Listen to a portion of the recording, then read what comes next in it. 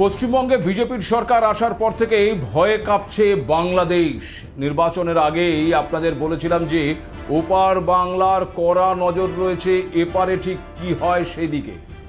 এখন মানুষের ভোটে নির্বাচিত হয়ে বঙ্গের মসনদে বিজেপি সরকার, আর এতেই এখন ত্রাহি ত্রাহি রব উঠেছে বাংলাদেশে। কারণ একদিকে মুখ্যমন্ত্রী নির্বাচিত হয়েই বাংলাদেশ সীমান্তে কাঁটাতারের বেড়া দিতে চাইছেন শুভেন্দু অধিকারী, আর ঠিক এরপরেই ভারত বাংলাদেশ সীমান্ত এলাকায় হাই অ্যালার্ট চালু হয়ে গেছে বিজেপি। বাংলাদেশের প্রধানমন্ত্রীর বিদেশ উপদেষ্টা হুমায়ুন কবির বলেছেন, বাংলাদেশে মানুষ কাঁটাতারকে ভয় পায় না, সরকারও কাঁটাতারকে ভয় পায় না।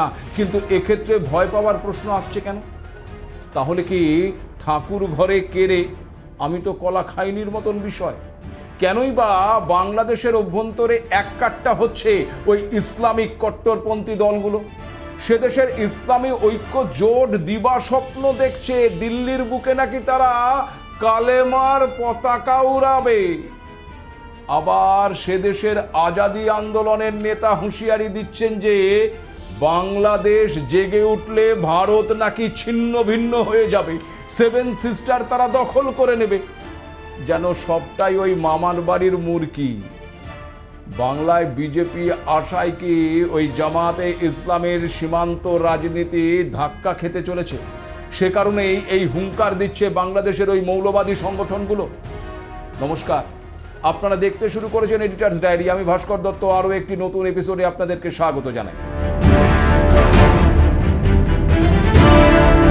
আপনাদের নিশ্চয়ই মনে থাকবে যে আগের একটি এপিসোডে আমি আপনাদেরকে বলেছিলাম যে পশ্চিমবঙ্গের নির্বাচনে তৃণমূল কংগ্রেসের পরাজয় এবং বিজেপির জয়ের পর বাংলাদেশের রাজনৈতিক মহলে নানান প্রতিক্রিয়া লক্ষ্য করা যাচ্ছে। কিছু বাংলাদেশি গোষ্ঠী যারা মমতা বন্দ্যোপাধ্যায়ের জয় চেয়েছিল তারা হতাশ হয়ে পড়েছে। আর আপনাদের এটাও জানিয়েছিলাম যে কিভাবে প্রাক্তন মুখ্যমন্ত্রী মমতা বন্দ্যোপাধ্যায়কে পদত্যাগ না করার সমর্থন জানিয়ে পশ্চিমবঙ্গকে স্বাধীন রাষ্ট্র ঘোষণার মতন বিতর্কিত প্রস্তাব দিচ্ছেন বাংলাদেশের মোহাম্মদ নুরুল হুদা ডিউক, যিনি আবার শেখ মুজিবুর রহমান হত্যাকাণ্ডে মৃত্যুদণ্ডপ্রাপ্ত অবসরপ্রাপ্ত মেজর বজলুল হুদার ছোট ভাই। আর সেই ভাইরাল বক্তব্যও আপনাদেরকে শুনিয়েছিলাম, যেখানে তিনি মমতা বন্দ্যোপাধ্যায়কে প্রস্তাব দিচ্ছেন পশ্চিমবঙ্গকে স্বাধীন রাষ্ট্র হিসেবে গড়ে তোলার। অর্থাৎ একটা চক্রান্তের আভাস যে আগে থেকেই ছিল তা জানিয়েছিলাম আপনাদেরকে। তবে বাংলাদেশ এখানেই থেমে নেই। বাংলার মসনদে বিজেপি সরকার গঠনের পর থেকেই সে দেশে একেবারে ত্রাহি ত্রাহি রব উঠেছে। তার প্রথম এবং অন্যতম একটি কারণ হলো সীমান্তে কাঁটাতার। আপনারা এতক্ষণে জেনে গেছেন যে মুখ্যমন্ত্রীর কুর্সিতে বসেই প্রথম ক্যাবিনেট বৈঠকে শুভেন্দু অধিকারী বাংলাদেশ সীমান্তে কাঁটাতারের বেড়া দেওয়ার জন্য বিএসএফকে 600 একর জমি হস্তান্তরের নির্দেশ দিয়ে দিয়েছেন। গত 11ই মে তিনি ঘোষণা করেছেন যে আগামী 45 দিনের মধ্যেই জমি হস্তান্তরের প্রক্রিয়া সম্পন্ন হয়ে যাবে। রাজ্যের মুখ্য সচিব এবং ভূমি ও রাজস্ব সচিবকে এই দায়িত্ব দিয়েছেন মুখ্যমন্ত্রী। কারণ তার মতে এটা করা না গেলে পশ্চিমবঙ্গের জনসংখ্যা পরিবর্তন সুরক্ষা প্রভাবিত হওয়ার আশঙ্কা রয়েছে। এখানে আপনাদেরকে একটা বিষয় জানিয়ে রাখি যে লোকসভায় সংসদের শীতকালীন অধিবেশন চলাকালীন কেন্দ্রীয় স্বরাষ্ট্রমন্ত্রী জানিয়েছিলেন পশ্চিমবঙ্গ এবং বাংলাদেশের মধ্যে যে 2216 কিলোমিটার সীমান্ত রয়েছে তার মধ্যে প্রায় 1653 কিলোমিটার অংশে ফেন্সিং বা কাঁটাতারের কাজ সম্পন্ন হয়েছে। তবে একমাত্র পশ্চিমবঙ্গে 563 কিলোমিটার সীমান্ত কাঁটাতার দেওয়া এখনও বাকি রয়েছে। এমনকি নির্বাচনী প্রচারের সময়তেও কেন্দ্রীয় স্বরাষ্ট্রমন্ত্রী অমিত শাহ তার এক্স হ্যান্ডেলে এবং বিভিন্ন জনসভায় দাবি করেছিলেন যে পশ্চিমবঙ্গের 2216 কিলোমিটার সীমান্তের মধ্যে অনেক জায়গায় কাঁটাতার দেওয়ার জন্য প্রায় 600 একর জমি প্রয়োজন। তিনি সরাসরি অভিযোগ করেছিলেন যে তৎকালীন মুখ্যমন্ত্রী মমতা বন্দ্যোপাধ্যায়ের সরকার রাজনৈতিক কারণে এই জমি বিএসএফকে দিচ্ছে না, যার ফলে অনুপ্রবেশ রোখা যাচ্ছে না। তিনি প্রতিশ্রুতি দিয়েছিলেন যে রাজ্যে বিজেপি ক্ষমতায় এলেই অগ্রাধিকারের ভিত্তিতে এই জমি বিএসএফের হাতে তুলে দেওয়া হবে এবং দ্রুত কাঁটাতার দেওয়ার কাজ শেষ করা হবে। আর সেই প্রতিশ্রুতি মোতাবেক ক্ষমতায় এসেই তা পূরণ করার দায়িত্ব নিয়েছেন রাজ্যের মুখ্যমন্ত্রী শুভেন্দু অধিকারী। আপনারা অনেকেই জানেন যে আমাদের নদিয়া জেলার বিশাল সীমান্ত এলাকায় দীর্ঘদিন ধরেই কিন্তু অরক্ষিত অবস্থায় পড়ে রয়েছে। বিশেষ করে হোগলবেড়িয়া, মরুটিয়া, তেহট্ট, ভীমপুর, কৃষ্ণগঞ্জ এবং হাঁসখালি থানা এলাকার প্রায় 23.7 কিলোমিটার অংশে নেই কোনো কাঁটাতার, যার মধ্যে আবার 13.5 কিলোমিটার নদীপথ এবং 10.2 কিলোমিটার স্থলপথ। আর এই খোলা সীমান্ত দিয়ে জাল নোটের কারবার, মাদক কারবার, গরু পাচার, অনুপ্রবেশ সব কিছুই চলে একেবারে রমরমি। 2017 সালে জমি কেনার প্রক্রিয়া শুরু হলেও ল্যান্ড পারচেস কমিটি ঢিলেমি এবং জমি জটের কারণে গত 9 বছর ধরে কাজ কিন্তু এগোয়নি। তবে অবশেষে আসার আলো দেখিয়েছেন মুখ্যমন্ত্রী শুভেন্দু অধিকারী। ইতিমধ্যেই হাঁসখালি থেকে জমি ক্রয়ের জন্য 200 জন জমির মালিককে নোটিশ পাঠানো হয়েছে। প্রশাসনিক এই তৎপরতায় কিছুটা স্বস্তিতে এবার সীমান্তবাসী। তারা চাইছেন দ্রুত ফেন্সিং বসানো হোক, যাতে অনুপ্রবেশের ভয় কাটিয়ে নিশ্চিন্তে ঘুমোতে পারেন তারা। তবে নবনির্বাচিত সরকারের মুখ্যমন্ত্রীর এই সিদ্ধান্তে এপারে যতই নিশ্চিন্তের ঘুমের প্রস্তুতি শুরু হোক, ওপারে এখন ঘুম উড়ে যাওয়ার অবস্থা।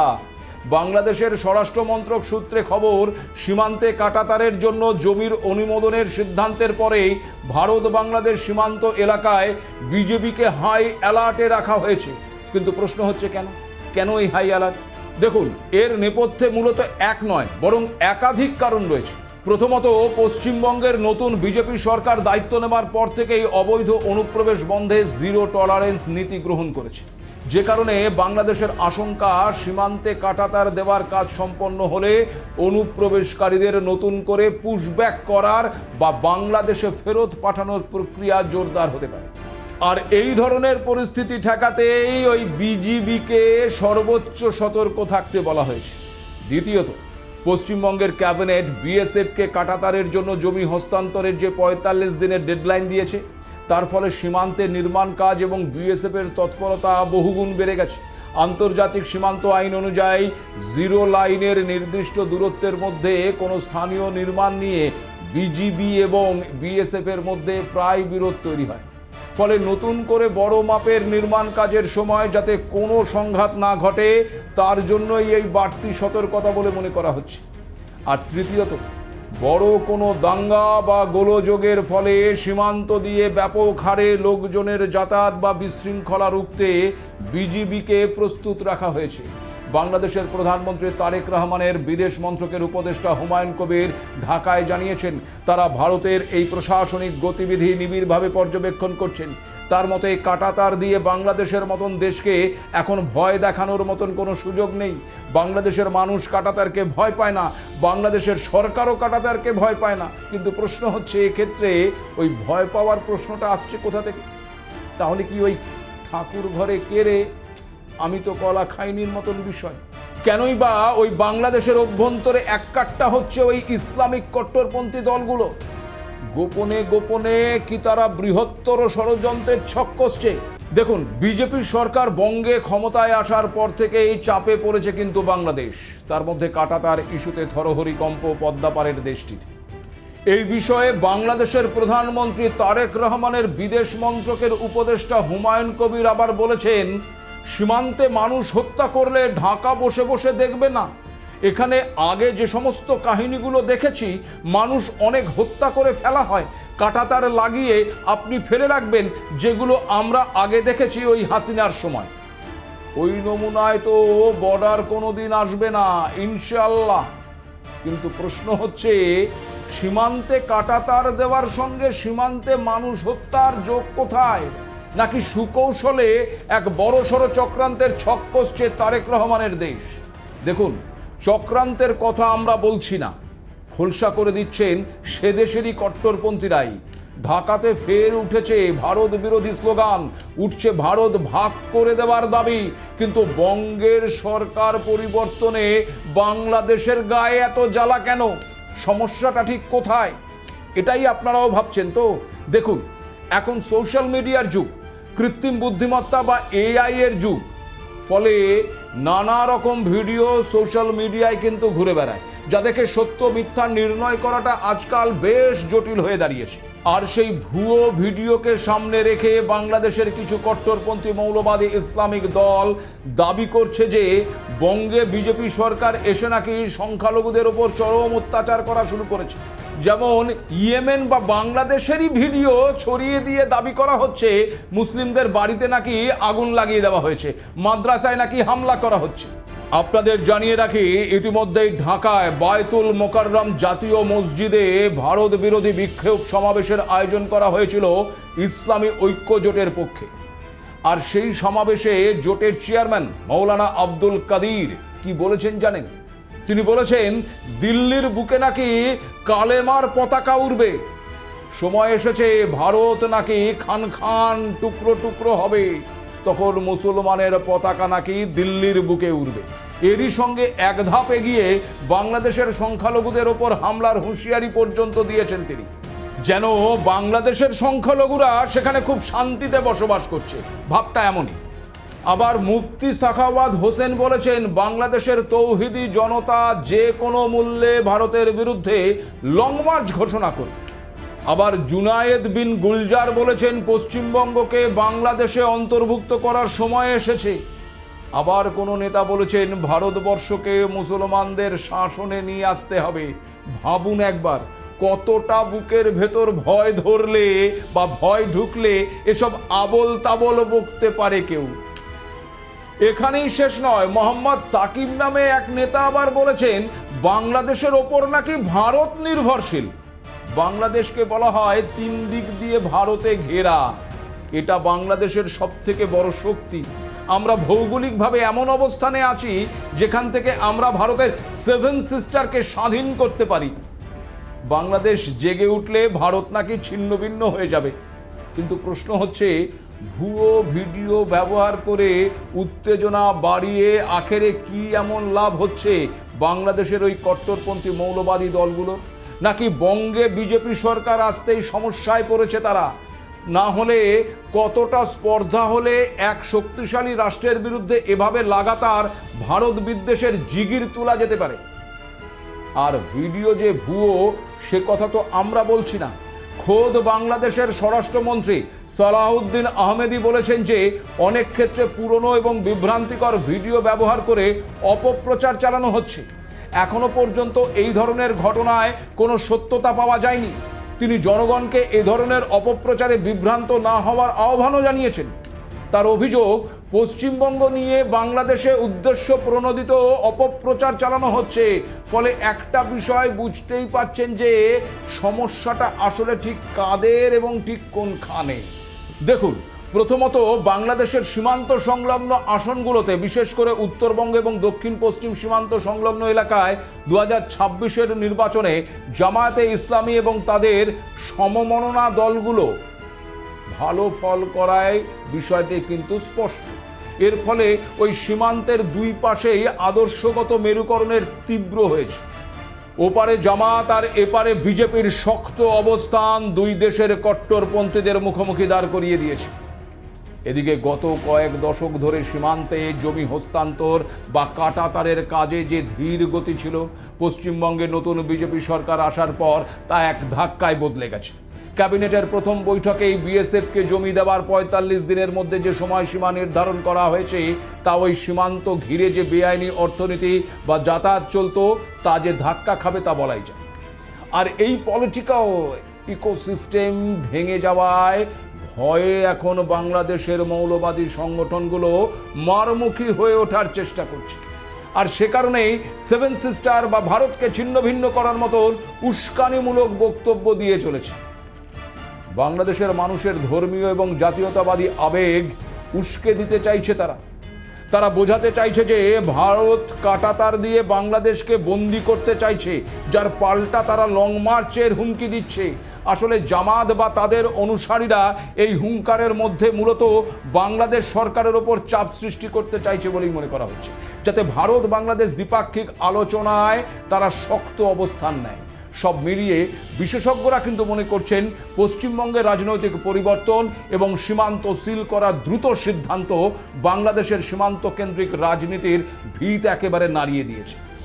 ফলে তারা এখন অস্তিত্বের সংকটে পড়ে এই ধরনের উস্কানিমূলক বাজে বকার কৌশল ব্যবহার করছে। সে কারণেই বাংলাদেশের ডিউক হুদা মমতা বন্দ্যোপাধ্যায়কে পদত্যাগ না করার জন্য সমর্থন জানিয়ে পশ্চিমবঙ্গকে স্বাধীন রাষ্ট্র ঘোষণার মতন বিতর্কিত প্রস্তাব দিচ্ছেন। অনেকেরই মনে হয়তো প্রশ্ন উঠতে পারে যে এই যে লাগাতার ভারত বিদ্বেষ বা উস্কানি, এই ভুয়ো ভিডিওর বন্যা, এগুলো কি সত্যিই এত শক্তিশালী যে ভারতকে চাপে ফেলতে পারবে, নাকি বিষয়টা উল্টোটা? দেখুন, একটা বিষয় আপনাদেরকে পরিষ্কার করে জানিয়ে দিই যে বাস্তবটা হলো বাংলাদেশের কট্টরপন্থীদের এই পুরো ইকোসিস্টেমটাই দাঁড়িয়ে রয়েছে কয়েকটা নির্দিষ্ট দুর্বলতার ওপর, যার মধ্যে রয়েছে অবৈধ অনুপ্রবেশ, সীমান্তের ফাঁকফোকর আর তথ্যযুদ্ধের অপব্যবহার তার প্রধান অঙ্গ। আর এই তিনটে জায়গাতেই যদি একসঙ্গে কড়া পদক্ষেপ নেয় বিজেপি সরকার, তাহলেই একেবারে কেল্লা ফতে। আর ইতিমধ্যেই সম্পূর্ণ সীমান্ত সিলিং বাস্তবে রূপ নিতে চলেছে।